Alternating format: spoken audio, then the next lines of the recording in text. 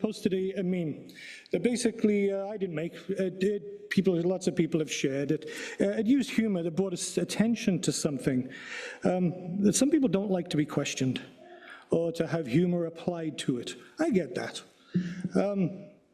So what followed that? Somebody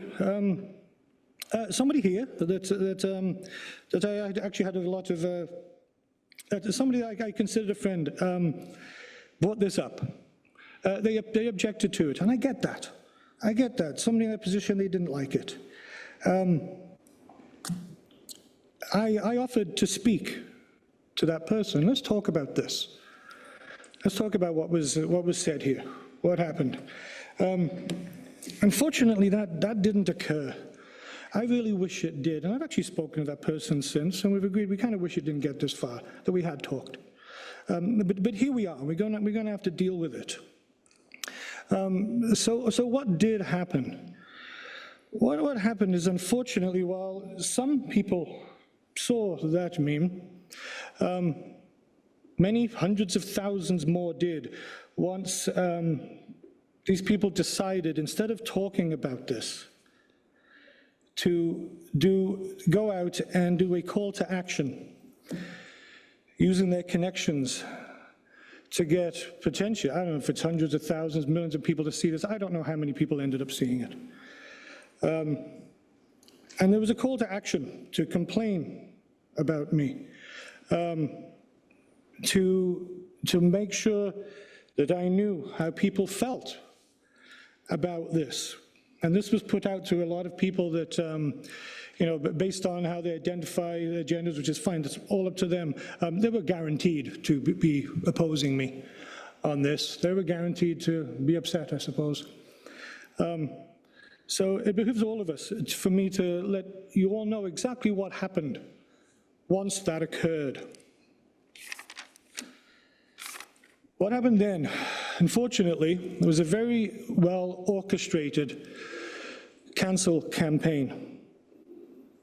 I can only say that it was the most hurtful, hateful experience to go through, the things that was sent to me.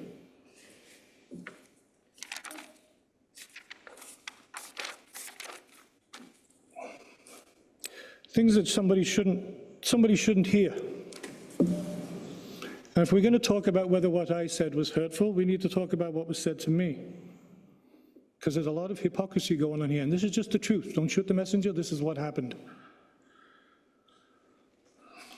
These people went after my family, they went after my friends, they went after anybody that I even remotely did business with. They came at us with the most hateful accusations you can imagine, ones I'm not even going to repeat here. I wonder where the outrage was then.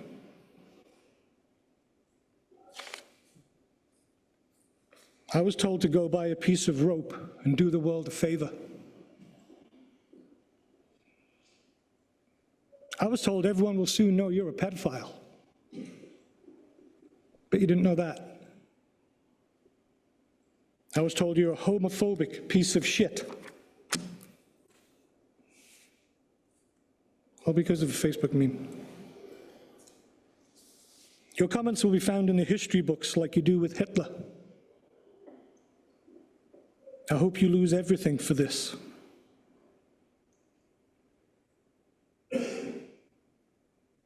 Here's one that maybe even applies some comedy to this. It's a funny one. Move to another country. I hope the leopards eat your face. I'm also an immigrant to this country. I was told to go home. And in separate messages from the same person, don't ever come back.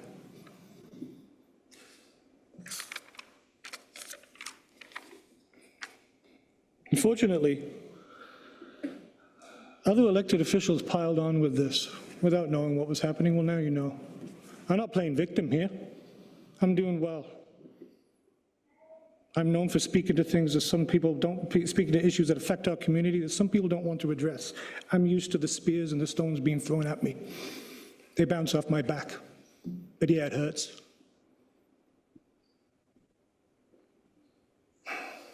Unfortunately, because of this, I need to say that what this mob tried to do to me,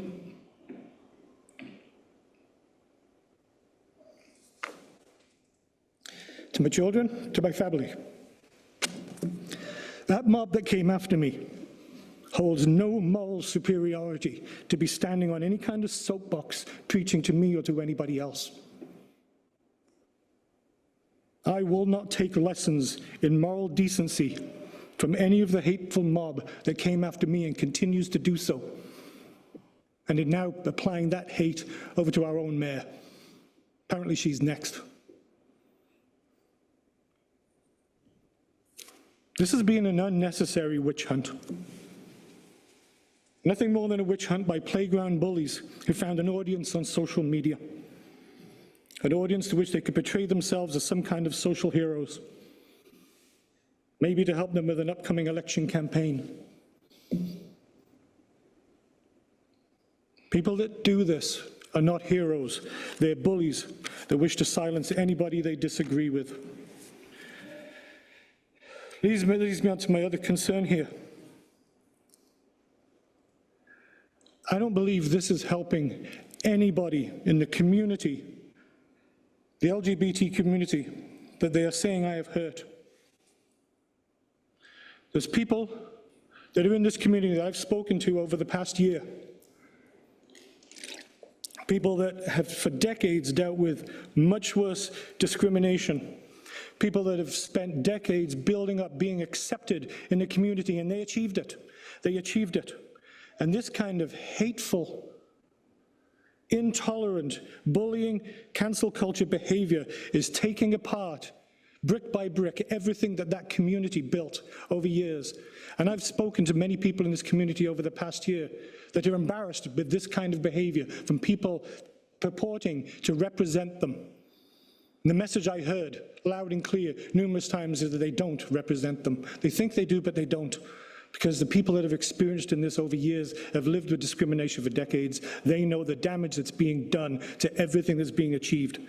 It's why so many people that used to look at the pride flag with love and joy now, unfortunately, look at it with disdain, because it represents an authoritarian suppression of free speech and a demand to comply with ideologies. So what should have happened here? Something I wish could have happened. Because what we have here is a trend in politics, a trend of cancel culture, where people see opposing opinions and decide that if we can just destroy the person that gave that message, if we can destroy their life, destroy their reputation, destroy their family as they tried to do to me, then that problem will go away. That doesn't work. It's never worked. Democracy inherently requires two opposing opinions, and they need to talk. And when one side of that doesn't talk and decides to silence the other side, you have lost democracy entirely. You have lost what veterans fought to give us decades ago, because too many people have forgotten what happens when you lose that. And that's what should have happened here. We need to get back to civil, mature discussion, civil debate, discourse, where we talk about our differences. And we may not agree. There's people here I don't agree with politics. There's people in this audience right now I know that don't agree with me. But every one of them, I would talk to you. And we would talk about our differences, and when we're done, we'll go for a beer. I'm happy to do that. And as soon as we can't do that, when discourse stops, what you get is a vilification of the other side. And when you get that vilification, you get fear. When you get fear, you get anger. And when people get angry, they start attacking. That's what happened here. It's one of the reasons we had this security issue, because people got vilified. The mayor got vilified. And all of a sudden, people start justifying poor behavior. And it is as extreme as what you see down in the States, where we recently had the assassination of a political figure, somebody whose people had vilified in the media. And what happened? Someone put a bullet in his neck and killed him to shut him up. That's what this leads to. We need to start talking again and discussing our differences. Despite all that, despite what anyone wants to think here, all the people that don't know me and want to claim this was homophobia, transphobia, it was none of that. I was going to say I love the LGBTQ community. I'm not going to say that because I don't discriminate. I hold love for everybody. I was friends with you, Mr. Bolton. I absolutely still hold love for you. I still do. I used to come see you play. We played together. Nobody here realizes just last week we attended remembrance for somebody that passed away that we both loved. We went in there. We both immediately saw nobody set up the sound system, was doing sound. We worked together on it. We had a good time. We put together the sound system. I did sound for him while he played. He did sound for me while I played. We had a great time. I don't know about you, but I enjoyed it. It was a good day where we came together, and I've spoken to Eric since. And I said, regardless of how this ends out, I don't have hate for anybody. I still love him, and I love everybody in here, because everybody means well. So what am I going to do?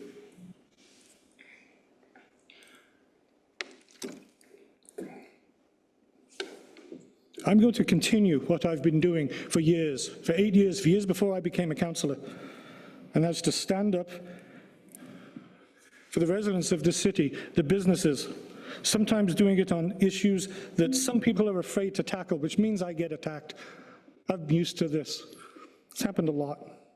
But I still stand proud in knowing that I know the main issues, the big issues that we're dealing with in Cambridge. We've got lots of big issues.